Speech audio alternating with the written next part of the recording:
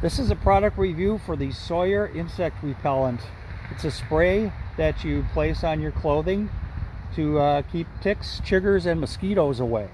So I'm out in the woods today and I'm hunting for morel mushrooms, but you know, something else is hunting me, ticks. And that's why I have the Sawyer Insect Repellent. Okay, this stuff is designed especially to repel ticks, chiggers, and mosquitoes. You apply it onto your clothing, not your skin. Remember that, not on your skin, including your shirt, your hat, your pants, your socks, your hiking boots. Wait for about 2 hours for it to dry and you should be good to go.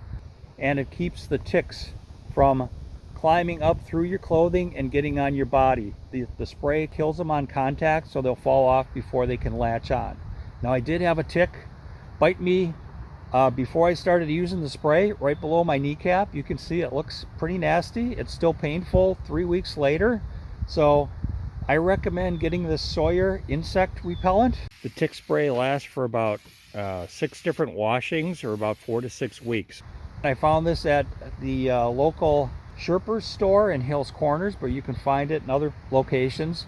I've used this Sawyer spray on my clothes. I'm out here right now doing some morel and asparagus hunting. You can see we're in some pretty brushy areas. Ticks love this kind of stuff. I highly recommend it if you're going out into the woods, out into the fields, even if you have some brushy areas around your house or you're going into the park, especially during the spring and early summer when ticks are a little bit more prevalent. You'll also find the ticks out in the fall.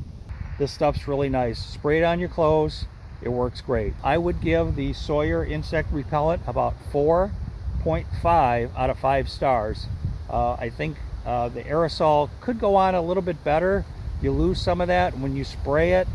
Make sure you spray the aerosol either in your garage or maybe out on the deck when the wind is completely calm, so it'll spray and saturate your clothes.